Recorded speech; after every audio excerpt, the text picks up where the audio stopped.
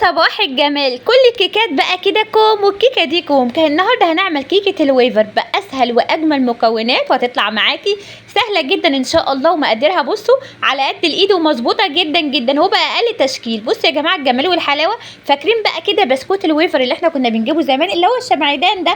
النهارده هنعمله في البيت بابسط واجمل طريقه. عايزه اقول لك كده ما شاء الله صينيه كده 20 في 30 حاجه كده فخر من الاخر. شايفين يا جماعه بيدوب دوبان في البق كده وطبقات فوق بعض كده من السعاده. لا بجد يستاهل التجربه. قنوات بصراحه كتير جدا عاملاه وشكله بصراحه مغري، لازم اجربه معاكم النهارده باسهل واجمل طريقه ان شاء الله. يلا نسمي الله ونصلي على رسولنا الكريم. اول حاجه معايا طبق هكسر فيه بيضتين، تمام، عليهم كوبايه من السكر وعليهم كوبايه الا ربع من الزيت، وهقلب كل الكلام الحلو ده في قلب بعض. طبعا احنا هنا حطينا بيض، لازم نحط فانيليا، تمام، بس المقطع ما جاش. ضربت كل الكلام ده بالمضرب اليدوي عادي جدا زي ما انتم شايفين. بعد كده هضيف لهم معلقتين كبار من نشا الذره العادي، وبعد كده هقلب برده كويس جدا جدا.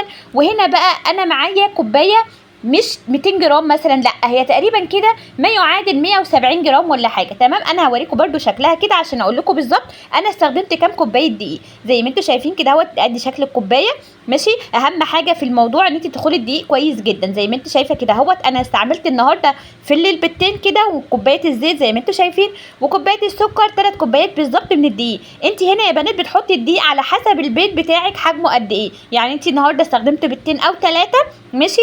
طبعا انت هتحطي الدقيق شويه شويه زي ما انت شايفه كده اهوت، بحيث ان انت بايدك كده وانت بتشكلي العجينه كده تبقى عارفه ان انت محتاجه لسه دقيق ولا هتستكفي باللي انت حطيتيه. انا هنا بقى اشيل المضرب وابدا كده اسمي الله، انا بلم العجينه مش بعجن، تمام، ما بين صوابعك كده اهوت. لميها كويس جدا جدا، ولو حسيت ان هي محتاجه دقيق حطي، تمام. عشان كده انا بقول لك الدقيق يبقى ايه شويه شويه كده، عشان الدقيق بتاعي ممكن يختلف عن الدقيق بتاعي. بعد ما خلصتهم كده اهوت هضيف لهم نص معلقه صغيره من البيكنج باودر عشان يبقى معاكي هش كده ومقرمش.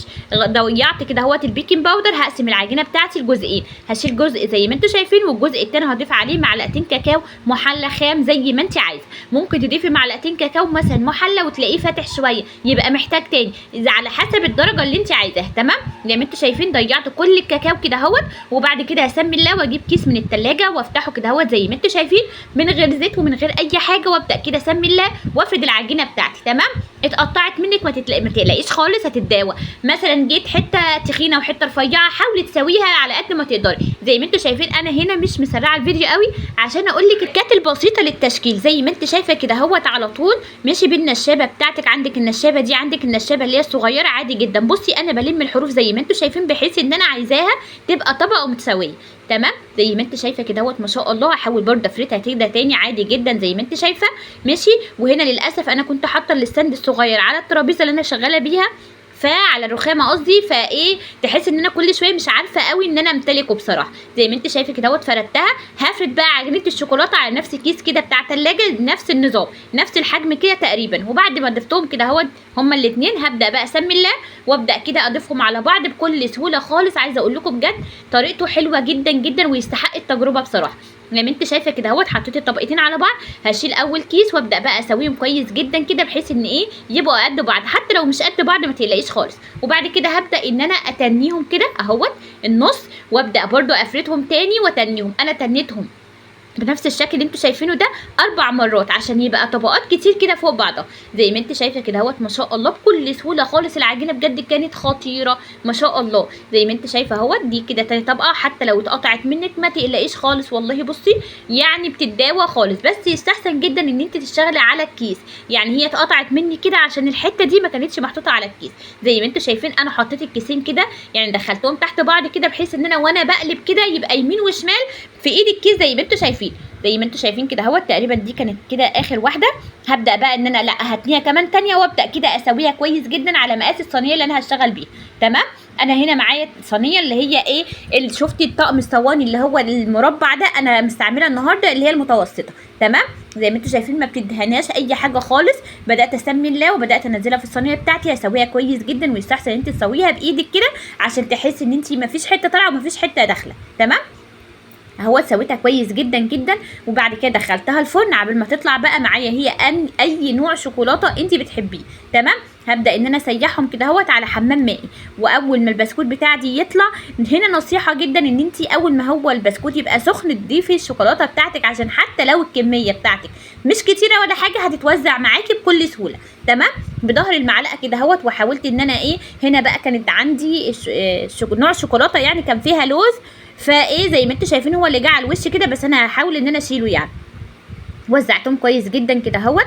طبعا هنا عندك شوكولاته بيضه، ممكن تعملي خطوط بالشوكولاته بيضه زي الزجزاج، بس بصراحه هو ما كانش متوفر عندي. اوقف نفسي؟ لا طبعا ما اوقفش نفسي على حاجه. كده خلصت الشوكولاته كلها، والبسكوت كان سخن عشان الشوكولاته بتاعتك تبقى تاخد لمعه حلوه قوي كده. وهنا مش ضايفه لها لا زيت ولا لبن ولا اي حاجه، شوكولاته خام عادي. خلصتها كده اهوت، سبتها بقى لغايه لما تستهدى كده شويه. وطبعا الف مبروك للنادي الاهلي، يعني انا عملتها كده للعيال ايه، والماتش شغال كده، كلوها بقى وهم بيتفرجوا على الماتش زي ما انتوا شايفين كده اهوت. اسمي الله. وهنا بقى كانت ايه المعركه طبعا ما بيني وما بين طبعا الاستاند كل ما هز الرخامه يقوم واقع عليا. فالحمد لله يعني، حتى هو بصوا زي ما انتوا شايفين كده اهوت، نزلت شويه ميه كده طبعا عشان مكه واقفه جنبي طبعا، مفيش ما يجراش اي حاجه. تعالوا نسمي الله بقى ونطلع الجمال. هاش جدا ومقرمش وخطير. عايزه اقول لكم هنا كان سخن. تمام، طبعا هم بيتفرجوا على الماتش وعايزين بقى فشار وعايزين حاجه يشربوها وحاجه ياكلوها والكلام اللي انتوا عارفينه ده. انا مش عارفه ايه حكايه الماتش مع عيالي اليومين دول. زي ما انتوا شايفين، المهم ان انا ايه طلعت لهم كده اهوت وحطيت لهم في طبق بقى كده، وعملت لهم جنبه شاي بلبن بجد خطير. ما بين الكيكه وما بين البسكوت الويفر كده بجد اختراع، لازم تجربيه لان بصراحه وصفه تستاهل التجربه. شايفين يا جماعه جماله وحلاوته ما شاء الله، اكبر كميه كده. شوفوا بقى انت لو بتشتري القطعه دي من البسكوت بتشتريها بكام. وبس كده يا اخواتي، لو الفيديو عجبكم ما تنسوش اللايك وشير وكومنت حلو زيكم، احنا دايما بنشجع بعض. يعني الوصفه دي يا جماعه انا واخداها كده من الشيف الكبيره طبعا ايناس عباس، والتحيه والتقدير والشكر كله والاحترام ليها طبعا، وبحبكم في الله ومع السلامه.